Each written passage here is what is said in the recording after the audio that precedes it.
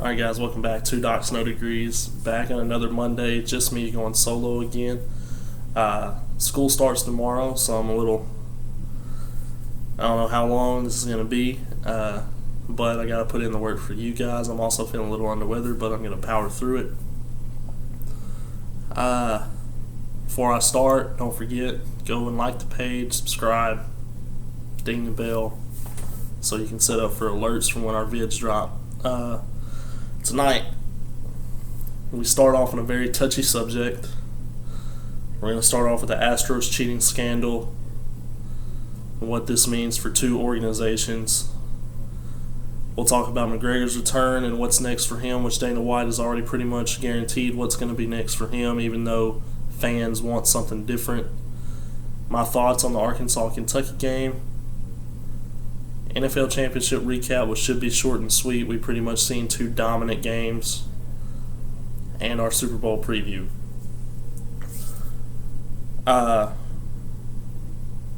This first topic kind of sucks. I love baseball. Love the integrity of the game. I love basketball, but baseball to me is the purest game in the world when it comes to you can't kill time off the clock. You have to pitch, when it comes down to it, you're going to have to pitch to batters. You can't walk everyone. And it's just the sense of anything can happen at any given time. And it's more notable in baseball than most other sports. But this one stings not only pure baseball fans, but an entire fan base. So far, 3 people have lost their job because of this. The Astros have been stripped of picks. They've been fined money. There's a lot of stuff going on, and we could see even bigger stuff happen later down the line. But I want to talk to the Astros fan base first. You can be in denial about all this. You can be in denial all you want about everything that's going on and everything that's surrounding your organization. But it happened. It's been proven. Players have talked about it. Higher-ups have talked about it. The investigation, the reports have proven it. So no matter how bad you want to deny it, it happened. Now I feel bad for you because you got to watch in 2017, you got to watch your team, your organization, your city bring home their first Major League Baseball title in history. And now that can be stripped away. So I feel sorry for you, but I also don't want to hear the denial claims after everything has already been set in motion. Some stuff has already been proven, and even more stuff is looking to come out. On to AJ Hinch.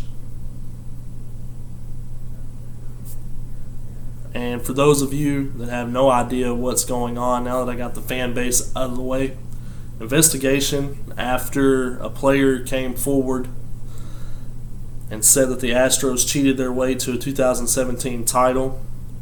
I don't have the stats with me, but their OPS and their averages, especially between their bigger guys, Jose Altuve and people like that, who most people look up to because he's an underdog, the difference in their stats away and at home are completely the opposite of each other.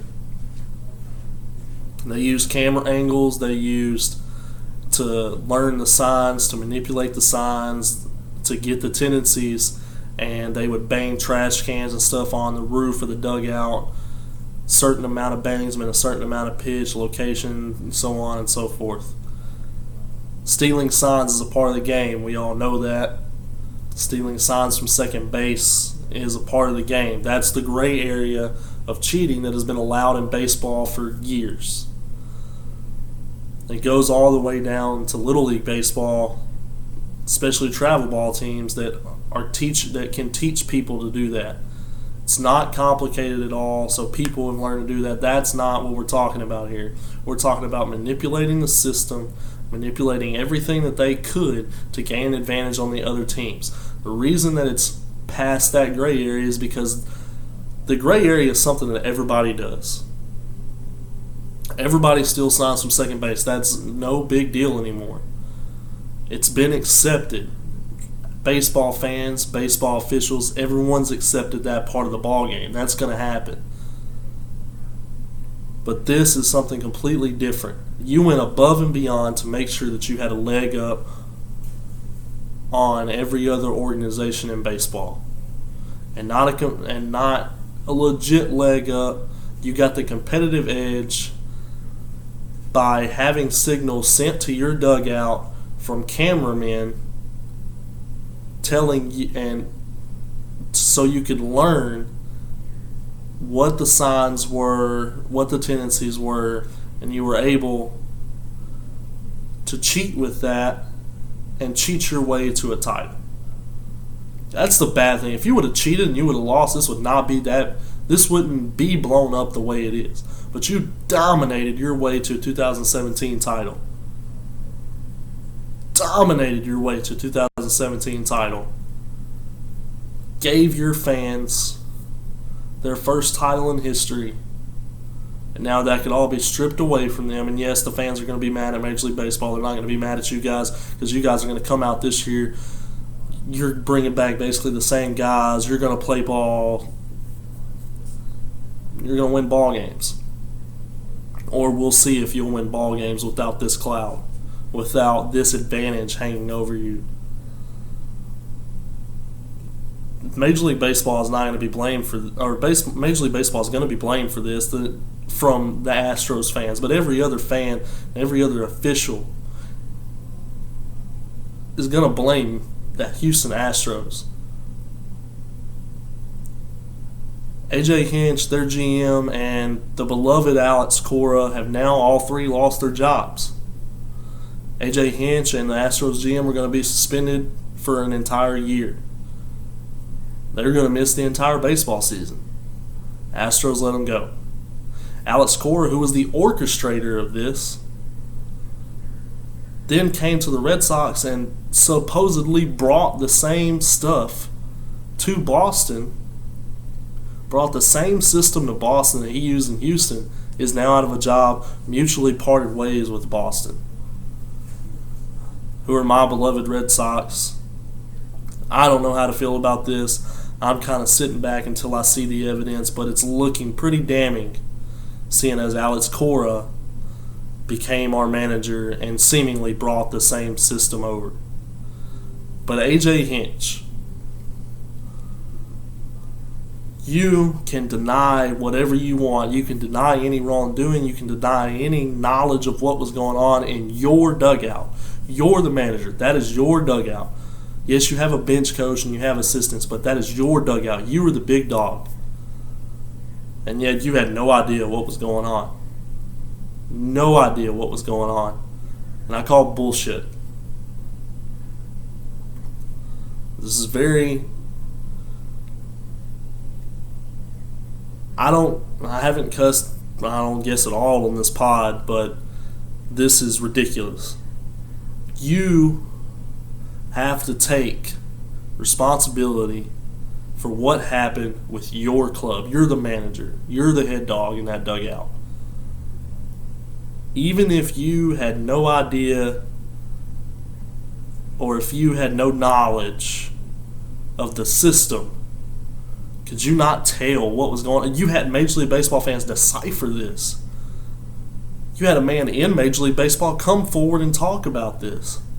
But yet you had no idea what was going on. There's no way you could not know.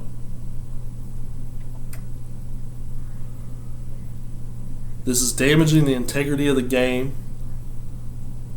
This is damaging an entire city who has built their hopes on this tremendous Astro squad.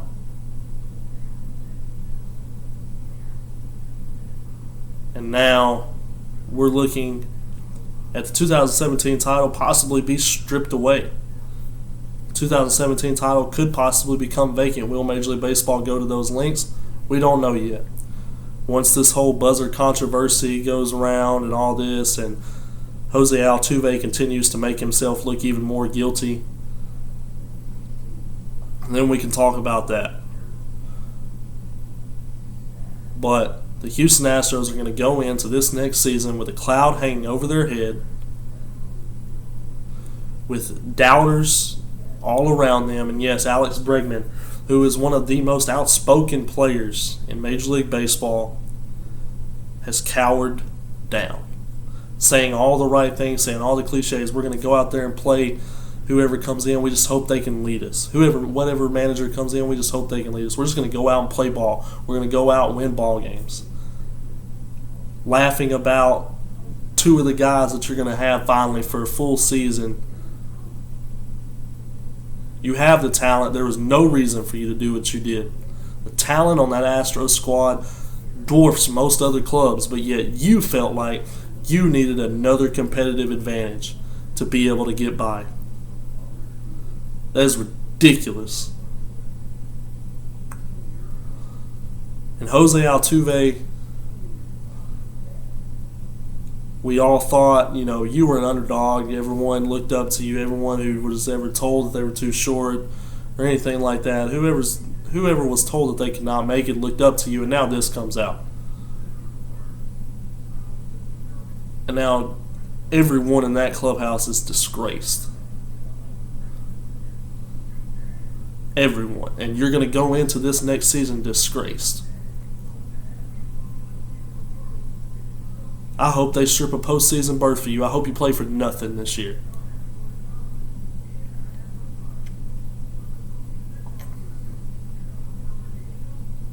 You damage the game that I and so many others love.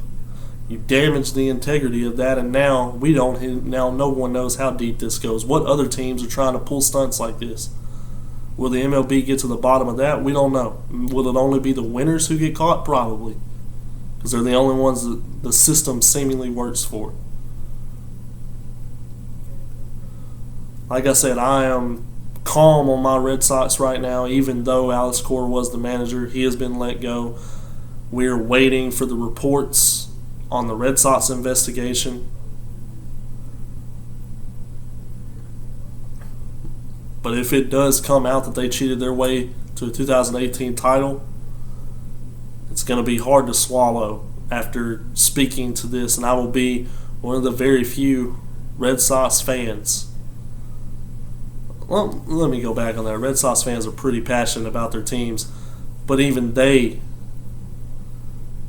after everything that they've been through since 1919, even Red Sox fans, other than me, will boo this team as they walk into Fenway Park if this investigation brings forward what people are saying it's going to bring forward. I do not like to do cold takes. I do not like to be cold-hearted, and it may turn some of you off from this pod, but this I had to rant about. There is nothing worse than cheating, especially when you cheat everyone else along with yourself. Now, would the Astros have won the 2017 title? They had the talent. They had one of the best put-together rosters in Major League Baseball. And they're returning that roster from last year that got them to the Worlds. They're returning that roster this year. So who's to say they wouldn't have went on that same run without it? But now we'll never know. I can understand. Just because I say I can understand this doesn't mean that I agree with it. I can understand teams with low-quality rosters trying to do dumb stuff like this, trying to be as brazen as you were to get a competitive edge, knowing that their roster was not good enough to hold up to the best. But you were the best. You were part of the best. And yet you still felt like you had to do this.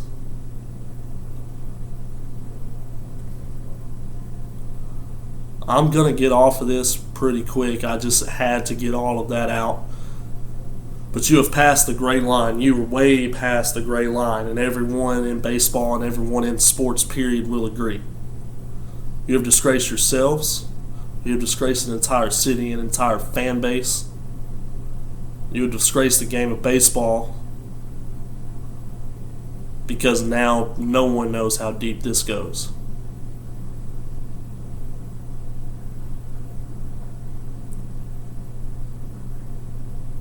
This, to me, should be equivalent to what teams in college football get playoff bans and things such as that. You've already got picks taken away.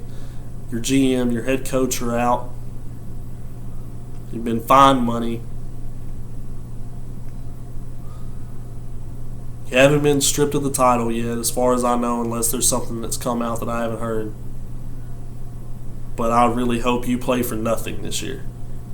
And I hope the same to Boston if the investigation comes out and shows that they were guilty of the same stuff that you did. This is not just towards the Astros, this is towards the team that I hold dear, the team that I pull for. This is unacceptable in one of the most prestigious games in the world. Cheating happens everywhere, and some cheating is accepted in every sport. But you crossed the line, and now you're going to have to pay the price for what you did, thinking that you were too smart to get caught. Now you have. And I can't wait to see how farther this goes and what else comes down on you and any other organization that was involved in stuff like this. All right. Off of that, I just had to get the bad stuff out of the way first. Over the weekend, the Notorious Conor McGregor returned to a UFC octagon to face one of my all-time faves and a beloved fighter in UFC, the Cowboy, Donald Cerrone. Man who holds the record for most wins in UFC history, most finishes in UFC history. 40 seconds is all it took. In a card that wasn't all that great to begin with, the Holm and Raquel Pennington fight should not have been on that card. Raquel Pennington looked pissed off throughout the whole fight. Holm locked her up every minute of every round, trying to make sure she did not lose that fight. She got her jabs in, and then she would lock up. Raquel Pennington couldn't do anything, and Raquel Pennington, every time the camera cut to her face when Holly Holm was locked up with her, Raquel Pennington was pissed off. So was Joe Rogan and every fan that was watching it. You didn't see a fight. You saw two people hugging for 3 rounds. And Holly Holm came out victorious because of that. And I hope we never see a rematch of them two ever again. Put Raquel in there with someone who's going to actually fight. And let's see how she does. But McGregor, 40 seconds, TKO to Donald Cowboy Cerrone with a high kick and shoulder jabs that we had not seen with that much force and that much damage behind them. And even Cowboy acknowledged it afterwards, saying that he had never seen anything like it. He couldn't believe how much damage was done to his face from those shoulder tags.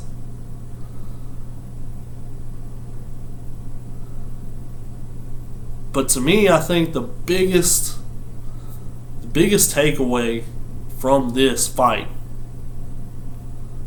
is not the 40-second knockout of Cerrone. Which, I mean, you can talk about Cerrone's age, talk about how much rest McGregor's had, but he just beat one of the greatest in the game. I'm not going to knock Conor McGregor for what just happened on any basis. But the lead up to the fight to me was very interesting. And what I mean by that is McGregor did not talk. And when he did, it was respectful. He didn't talk to the press. He didn't talk to the presser. He didn't talk to the weigh-in, to the meetup. He was very, very respectful Cowboy, which is not what we're used to hearing from McGregor. We're used to hearing trash talk months out from the fight. We're used to hearing McGregor just go at his opponents. We didn't hear that this. He seemed bigger, he seemed faster, he seemed stronger, and he seemed, most of all, more humble and more focused than we had ever seen him in any fight at any point in his career. That's what scared me. I love Cowboy. I figured it was going to be a quick fight. I figured Conor was going to take it, but I was really hoping for a much better close fight than it was.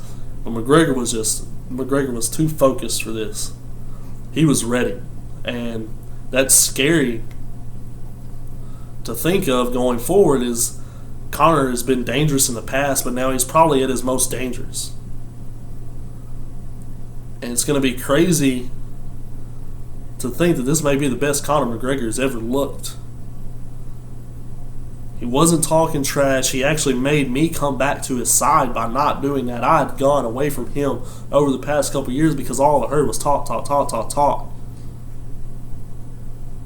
But now the Notorious seems like a humble fighter. And he seems like he's ready to take on anybody.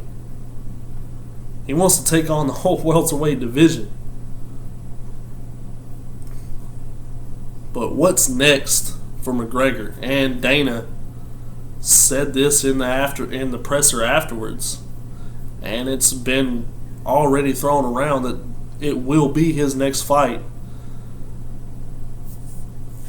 and that is Khabib the Eagle Nurmagomedov, the man who submitted Conor McGregor, the man who seemingly humbled McGregor with one loss. And it's a fight that everyone wants to see, including myself. And it's a fight that can lead to bigger and better matches down the road, because there's a lot of stuff that can go into this fight, especially if Conor comes out on top. Because you have Masvidal waiting in the wing, you have people like that who are waiting and they want to get their hands on McGregor. But I know, as focused as he is right now and as great as he looks, McGregor wants one man, and that's Khabib. Me and Carver kind of disagreed on this. I don't think, with the way Conor is right now, as focused as he is and as humble as he seems, I don't think there's anybody who can stand in his way. I don't see it happening. I see Conor rolling through competition. Now, of course, him and Khabib, it will be a hard-fought match. It's not going to be this easy match. Khabib is going to put up a fight, and it's going to be pretty close. But I can still see Conor coming out on top. Khabib is a different monster from everybody else.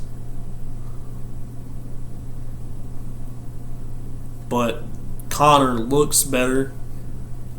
Physically, mentally, he looks all around better than he's ever looked. And it's going to be hard to go against him, to bet against him in any fights coming up, even if it is Khabib or Masvidal. But I cannot wait to see what does come next, and if it is Game Bread or if it is the Eagle that takes on McGregor next.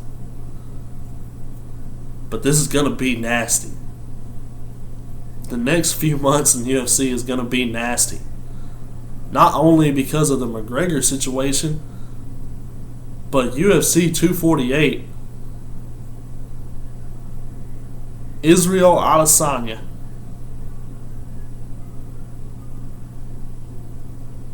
versus Yoel Romero.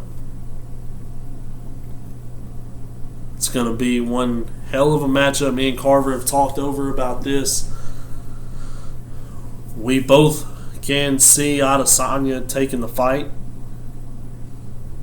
especially if Romero comes in too fast. If he tries to attack, if he tries to shoot too much, Adesanya's going to figure it out, and it's going to be quick. Romero is going to have to make Adesanya fight his type of fight. He's going to have to force Adesanya to make mistakes, which his name is Style Bender for a reason. So if Adesanya can fight his fight, he comes out on top. But if Romero can force him to make a couple of mistakes, not shoot, not be too aggressive too fast, there is a very high chance that Romero can knock the youngster down a notch. The youngster who apparently wants to go ahead once he feels that he's ready, wants to go after John Bones Jones, which to me would be an amazing fight. The only problem with that is Adesanya is going to have to gain weight if he wants to come after him.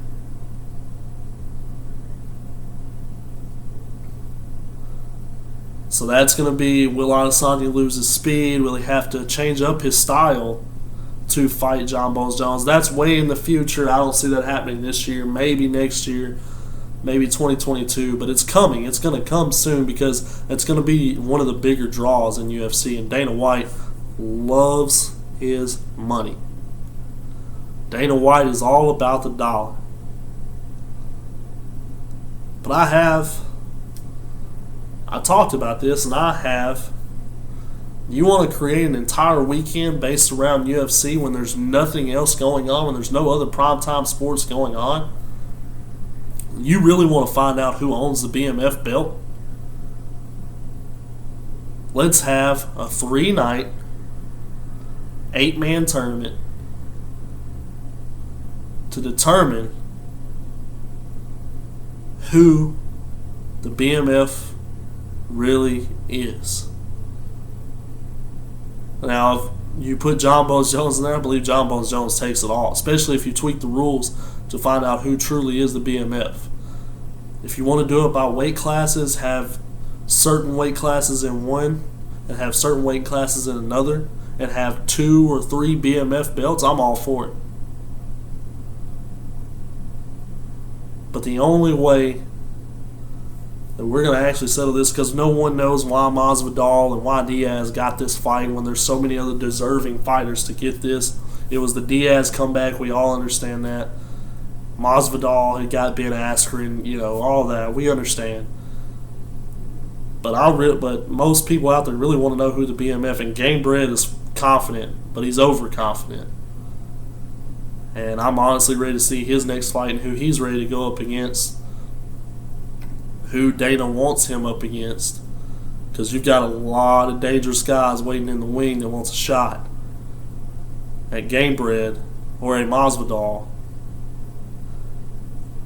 and he's not making a lot of friends. He's kind of become the exact opposite. He's become overconfident, while Conor McGregor has become very, very humble and confident at the right levels.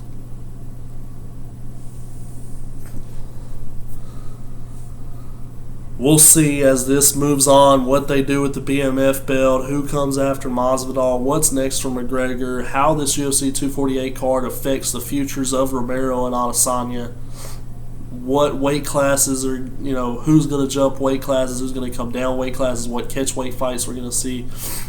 That's all going to start in the next few months, coming out more and more as to what we're going to see and when we're going to see it. Because Dana White, like I said, loves his dollar, and he's going to do anything he can to make his company the most money possible in the shortest amount of time. And he has so many dream matchups right now, it's almost impossible to go wrong on a main event on a card. That's pretty much all I have on that. It's not much. I know McGregor, the fight wasn't much. It's almost like the NFL championship weekend. It's not a lot to talk about. It's just more what's in the future. Moving on to something else, moving on to I just can't understand what happened here in this Arkansas-Kentucky game. You have all the momentum in your favor. You've taken the lead. You've finally gotten the lead from them after trailing almost the whole game. You get Calipari ejected. You get the head coach ejected. And then for some reason, the wrong team grabs the momentum. You have all the momentum on your side. And I attribute that to coaching. I attribute that to playing. I attribute that to, effort, desire, heart, which is what beat Arkansas in this game. Effort, desire, heart, will, whatever you want to call it, that's what beat them in this game.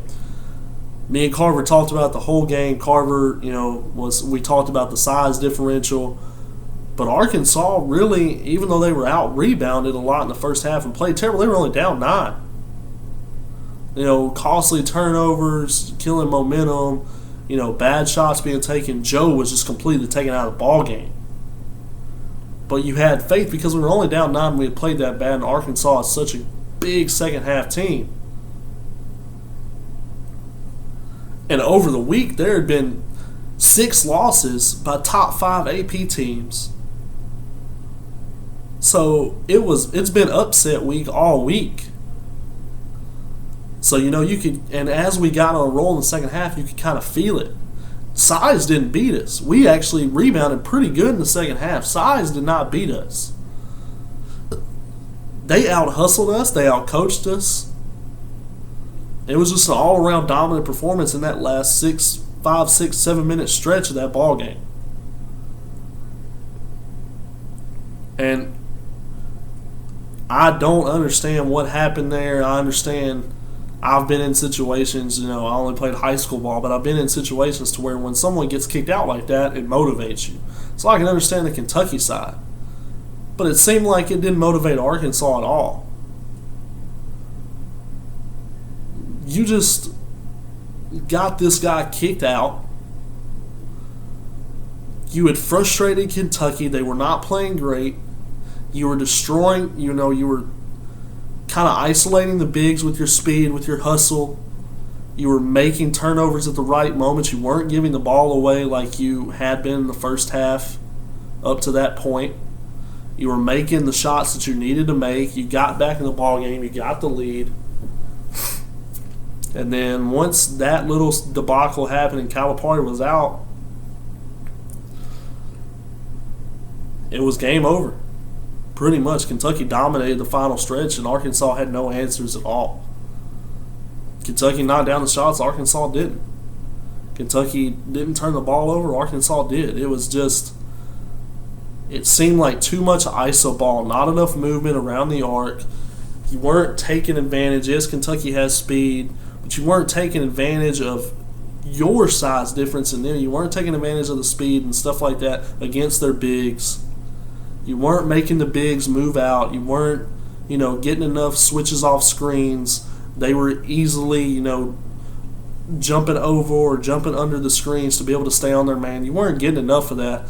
You weren't allowing the bigs to come out and get ISOs from Joe and Witt and Mason Jones. I don't understand where the game plan went wrong. You had it going so well in the second half, and then it seemed like you just completely went away from everything. I don't know if it was game plan or execution or Musselman was seeing something that he didn't like. I don't know what it was, but they got thoroughly dominated in the final 6-7 minutes of that game. And I felt good because Carver told me at the end of the first half, they're done. This is it. And I told him, we're a great second half team. This is what we do. And we looked like, and I even texted him, I was like, looks like you spoke too soon, especially with Calipari out, and then Kentucky dominated the rest of the game. This is not how that was supposed to go. Musselman, he's been energetic, he's been hype all year. The players love his energy. And we don't. I would have loved to have been a fly on the wall after the game, listening to Musselman, because he's going to come out in the presser and he's going to say the right things. He's not going to make negative comments and stuff about players and all that. He's going to handle all that internally. And hopefully we learn from this, we rebound from this, and we come out. Right now, I'm pretty much with Carver on an 8-8 or whatever we have to go on a 500 SEC. On a 500 SEC season. And this is what I've always worried about, and I'm worried about it in the Ole Miss game, is Arkansas plays well out of conference. They usually play fantastically well away from the SEC, but once it gets to SEC play, we don't know what happens. Now, the loss to LSU's undefeated in conference, so that's nothing now. But being that close to losing to Ole Miss, who hasn't won a game in conference, and just battling back at the end of it, I thought, okay, maybe this season will be a little different, and then the Kentucky thing happens. And we just could not battle back from the problems that we had. It's going to be, I think we're in for a wild ride. I think it's going to be an NIT season. I don't think it's going to be an NCAA tournament season. We talked a little bit about that last week. It's just, we'd have to go deep into the SEC tournament with the way everything's shaping up to get in. And if we do get in, it's going to be probably as a 12, 13, 14 seed. We're going to be right there at the end of the pack. Maybe even in a playoff. Maybe even a play-in game. So we'll see what's going on with that. We'll see how Arkansas responds. Kentucky gets the win over Arkansas. Arkansas seemed to have tried to battle back at the end, but it just wasn't enough. It was too little too late to put together some offense. But we'll just see how both teams, Kentucky coming off of a loss before Arkansas and all that, and Arkansas coming off of a dominant win against Vanderbilt, which we previewed last week. Coming off of that dominant win and now losing heartbreakingly like this, and then Kentucky coming off of a loss and then coming in and being able to overcome those odds and get the win.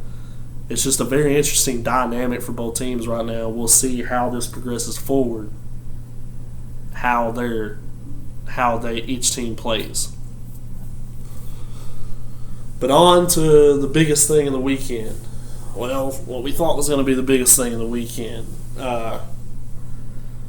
NFL Championship Week. Not going to spend a lot of time on this. 2 blowouts. The 49ers thoroughly outplayed the Green Bay Packers. The Titans, I really thought that I had picked the spoiler. I said the Chiefs were probably going to win. Me and Carver both were in agreement that it was going to be Chiefs 49ers, but once the Titans got up 10-0, I was like, okay, maybe we're seeing something here. And that's the game I want to talk about, because the 49ers just played basically perfect football and were able to blow out the Packers. They got the run game going, which set up the passing. Kittle was used mainly for blocker throughout most of the game, got involved near the end. I mean, they played perfect football. Mostert just completely went off, being cut by 7 teams, being brought into San Francisco for 3 years, and now, he's turning into a dynamic back. Just put up the second most rushing yards in a playoff game in NFL history. So the 49ers played perfect football. That game, there's not much to talk about.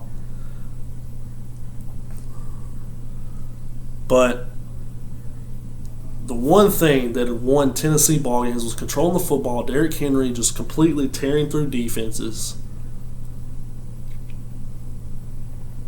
And I read a lot of reports afterwards talking about, the Chiefs shut him down in the second half. Chiefs didn't really shut Derrick Henry down in the second half. The Titans stopped handing him the football. You were still in the ball game. The man had 16 carries for 62 yards in the first half. He's been getting 30 carries a game.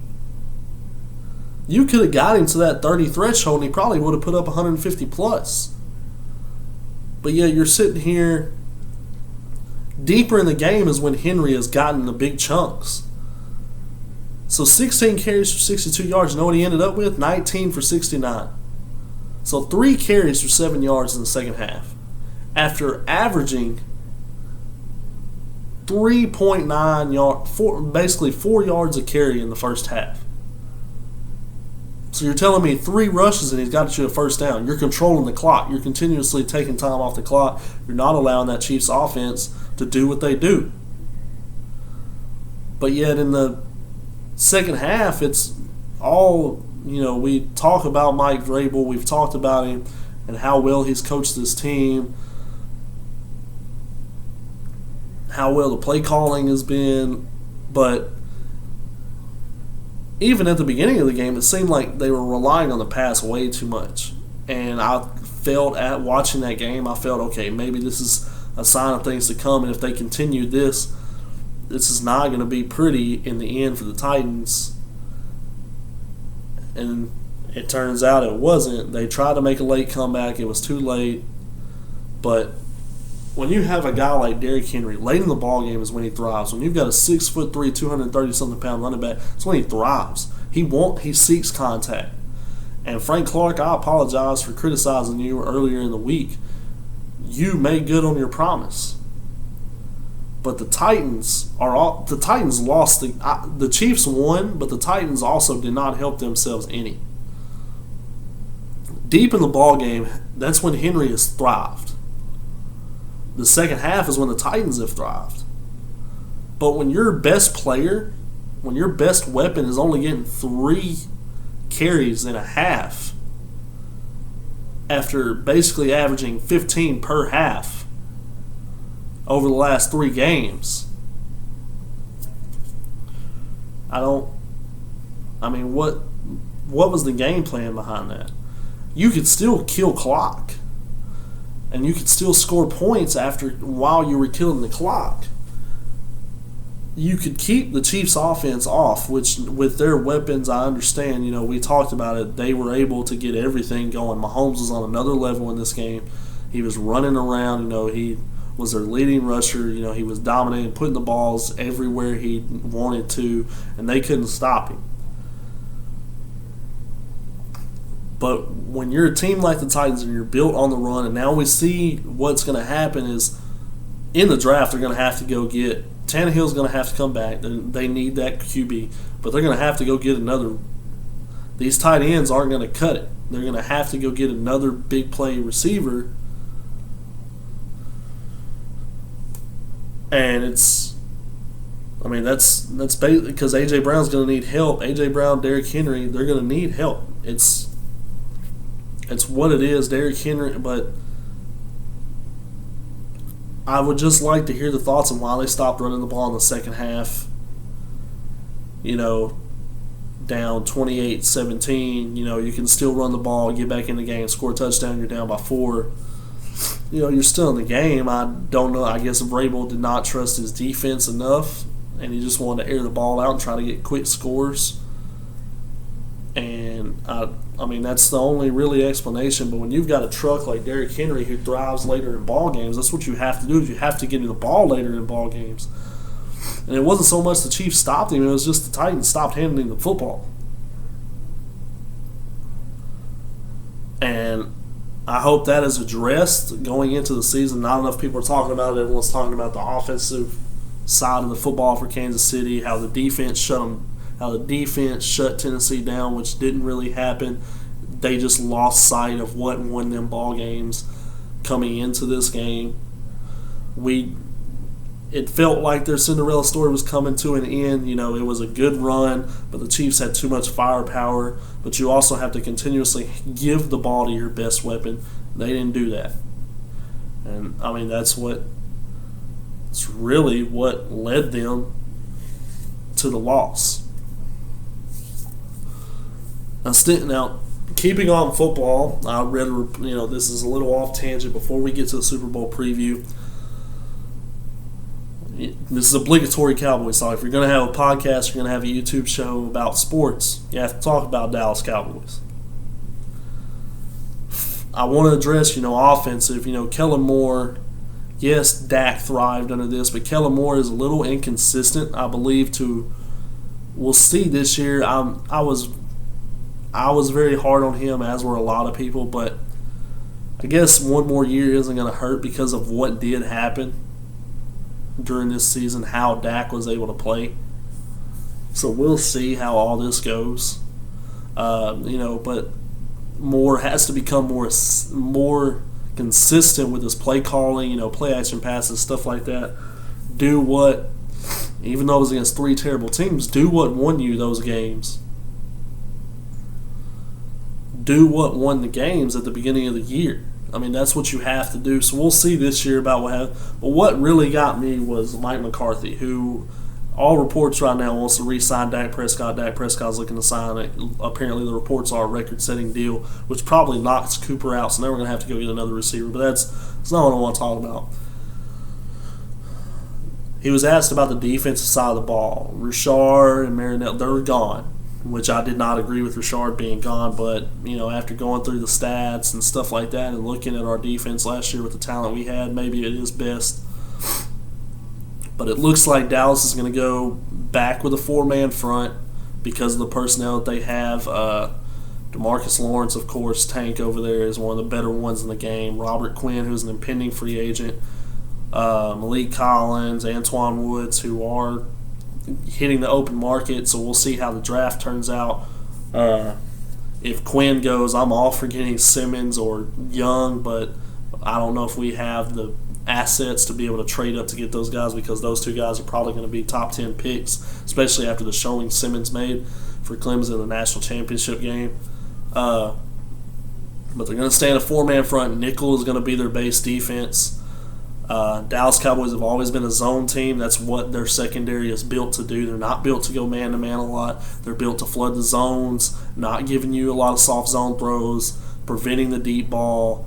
That speed of the linebackers, what allows them to just go two linebackers and, go nickel, 4-2, stuff like that. So, I mean, I liked that they're keeping with that, but Mike McCarthy also said what he does as a coach and what he's always felt is won ball games is being able to adjust to your personnel and not, because the guy that they brought in, Mike Nolan, he's a 3-4 guy, not a 4-3 guy. So he brought Nolan in, and him and Nolan had talked about, well, we're going to deal with our personnel. We're not going to tailor to us. We're going to tailor to what we have, and that's sticking in the 4-3, nickel being the base defense. And I mean, there's some defensive guys out there that you can go get, but up the middle is where they're going to need help, because Antoine Woods and Malik Collins are hitting the open market. Robert Quinn is an impending free agent.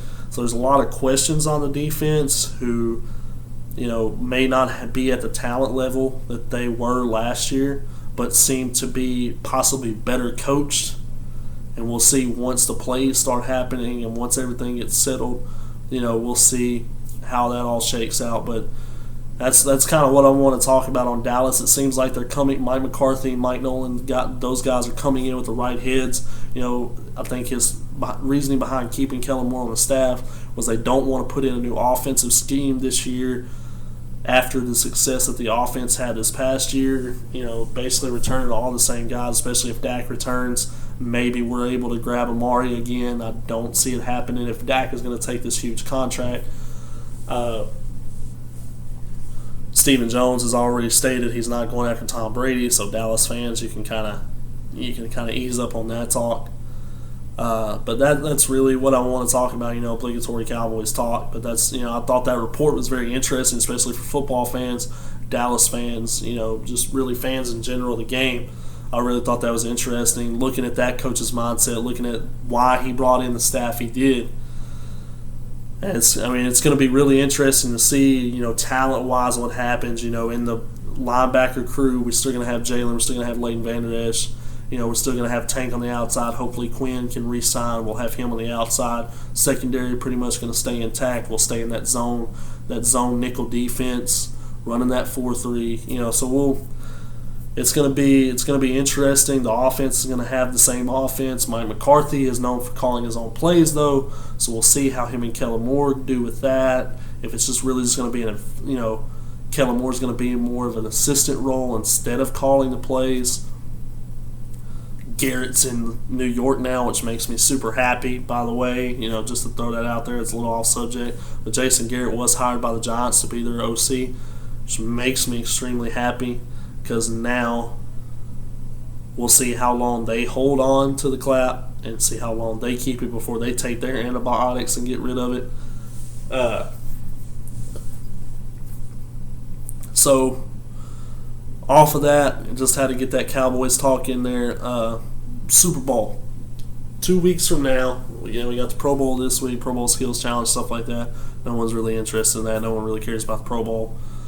It's just an extra game in the year. Not many people watch it. But the Super Bowl, Kyle Shanahan and Mike Shanahan became the first father-son head coach duo to lead their teams to a Super Bowl. 49ers, yes, as much as the NFL wants to deny it, Colin Kaepernick did lead the 49ers to their last Super Bowl. Yes, they lost, but he led them there. Chiefs are going to be there for their first one in 50 years. And shout out, everyone hates him. Everyone talks bad about him and Troy, but shout out to Joe Buck. If you haven't read yet, Jack Buck, Joe's father, was there at the Chiefs' last Super Bowl in '69. He called that game, and now Joe gets to call this Super Bowl. So very interesting there. It's kind of, it's kind of an interesting, kind of a heartfelt thing. Jim Nantz, congratulated Joe on being able to do that. And it's the matchup. If you are a Chiefs fan, me and Carver are in disagreement on this. He thinks it's going to be a Chiefs Super Bowl. I am going with the 49ers. I believe that if you're a Chiefs fan, you wanted the Green Bay Packers. You can run on them. Their defense isn't that stout. They're okay. They're middle of the pack. Their defense isn't that stout. So you would be able to run your offense against them, and they would have to rush more, and they were kind of banged up, so they would have to rush more off the line to get pressure on Mahomes. They're going to allow him out of the pocket, stuff like that. This 49ers defense isn't going to do that. This 49ers defense matches up better to Kansas City, matches up better to their speed, mainly no one's going to catch Tyreek Hill, but because you're going to be able to rush with four guys up front, those four guys up front are going to get there. They're going to put pressure on Mahomes. They're going to force him into bad situations. They're going to get in his head. That's what they're built to do. They're built to rush without having to drop anybody out of coverage to blitz. So now you can double two guys and still allow three guys over in a zone to be it, and you can bracket guys up top, Tyreek Hill, stuff like that. You can bracket guys in coverage. You can play harder zones for them. You can match up in double coverage. They have the speed in the back end to be able to help cover those guys. So the field's going to be crowded for Kansas City in the passing game. So the thing is, you're going to have to get the run game going, and San Francisco's great at stopping that as well. Robert Saleh is a fantastic defensive coordinator. He's ran roughshod through a lot of the guys in the league, a lot of the best quarterbacks. He's done it twice to Aaron Rodgers now. This defense has been dominant, and I think they're going to continue to be dominant. I still think it's going to be a close game. I'm still looking for both teams to probably be in the high 20s, low 30s. But I still see San Francisco. It's going to be tough for that offense to be able to handle that defense. It's going to be great matchup-wise. And maybe Mahomes surprises everyone. well, not really surprises. Maybe he does what he does, and he's able to prove who the best guy in the league is, who the man in the league is right now. But they're going to need some extra special plays from their special players to be able to tag that defense. On the other side, you're looking at Chiefs defense, who's been improving game after game, especially in the Titans game. We can talk about how they didn't hand the ball off, didn't really hand the ball off to Henry in the second half. But that Chiefs defense was really stifling. They kept the big plays minimal. I think Henry's biggest rush was 13 yards. So this Chiefs defense is ready to stop anything you throw at them. But then the problem on the other side of the ball is Debo and Emmanuel Sanders and George Kittle. Tevin Coleman may be out. We're not quite sure what he's going to do. But Mostert back there, Garoppolo and this offensive line is able to protect Garoppolo and keep him in the pocket and give him time to sit back there and find these weapons across these zones, across these man coverages. No one's going to handle Kittle man to man. And then you've got Debo Samuel, who is a man-child. He is not afraid of contact as a receiver. He will try to run over you, as we've seen in the past couple of games on a couple of plays. And then the veteran Emmanuel Sanders, of course, but they can beat you. Garoppolo's shown a lot of it was, can Garoppolo win? In the early regular season, it was, without this running game, can Garoppolo win? Then Garoppolo goes in, he'll toss 350 yards, toss 4 touchdowns, and win you a ball game. This 49ers team knows that they can win on his shoulders. They know that they can win on Mostert's shoulder. And Garoppolo knows that he can really throw it up to any of his receivers, and they can get it for him. He trusts his receivers off their routes. They're able to beat their man in man coverage, especially a guy like Kittle. Kansas City's going to have to toughen up their zone. You're not going to be able to – they're going to have to get pressure with that front 4, front 3, front 4, whatever they're rushing. They're going to have to get pressure with those guys because if they're going to blitz, Kyle Shanahan and Jimmy G are going to pick them apart. So, there's just a lot of negatives towards Kansas City, but there's also a lot of positives. That offense is clicking on all cylinders. The defense seems like they have stuff figured out. So, maybe they do mitigate big plays. Maybe they are able to cover better than what people expect. I think it's going to come down to one thing, and that's mistakes. It's going to come down to who makes the first mistake and who makes that vital mistake. The first mistake, I believe, is going to set the tone for whatever team forces it, and then that one vital mistake is going to be the nail in the coffin. And what I mean by vital mistake, a pick in the red zone, a fumble or something as you have the momentum, as you've put up points on consecutive drives, any turnover off of that, muff punt, a block kick, something like that. Those are going to be vital plays. And the Chiefs have shown that they can overcome that, but they haven't come up against a team like this. A team that can match them, a team that can play with them, not only defensively against that offense, but they can match offenses. The 49ers can put up points just as easy as the Chiefs can, especially against a defense that is good, and they've become a better force over the season, but isn't quite to that great status and isn't quite to where you really trust them week in, week out. But with 2 weeks to prepare, Andy Reid is a genius.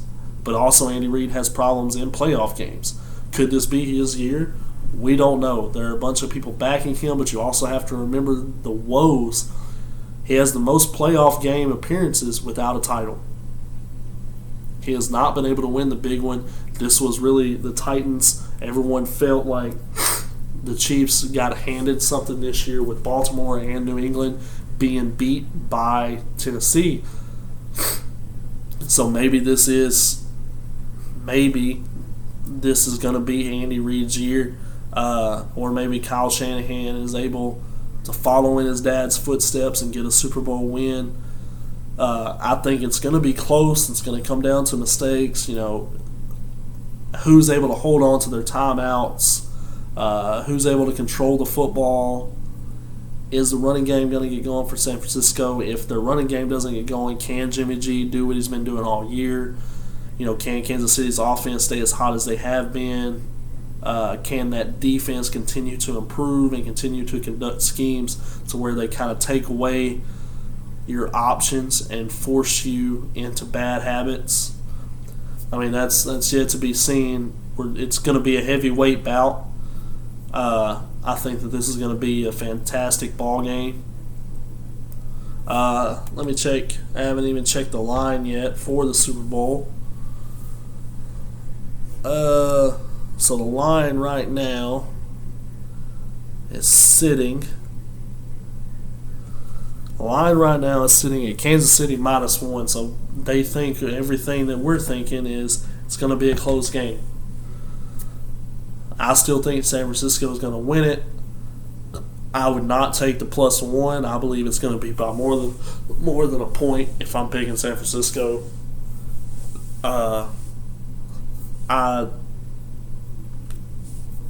I'd probably end up going money line on them, not the +1. I think that'd be a stupid, but I mean, it's going to be close, high 20s, low 30s.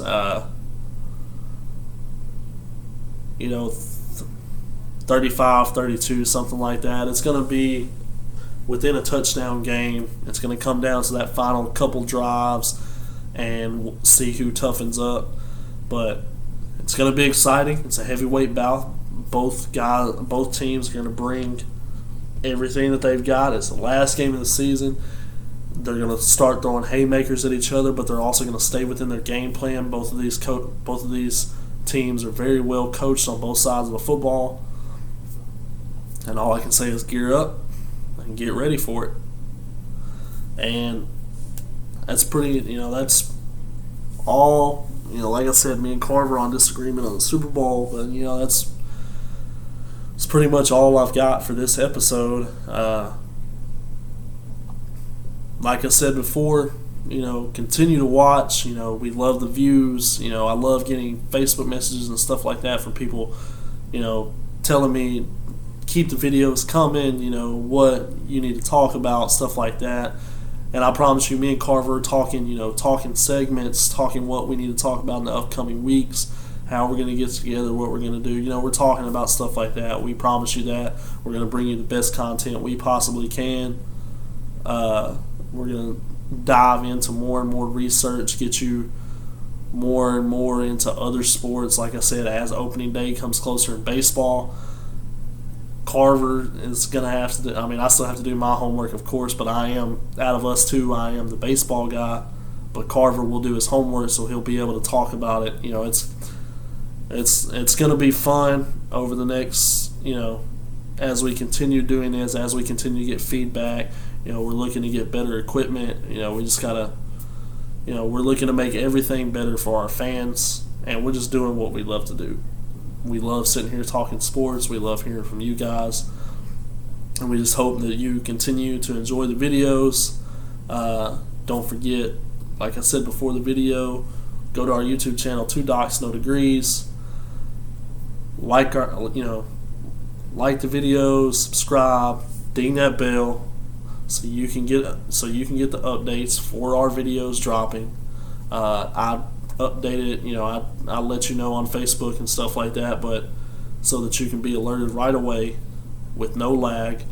Hit that bell, and coming soon, hopefully I'll get you more videos throughout the week instead of doing it every Monday as more stuff becomes prominent.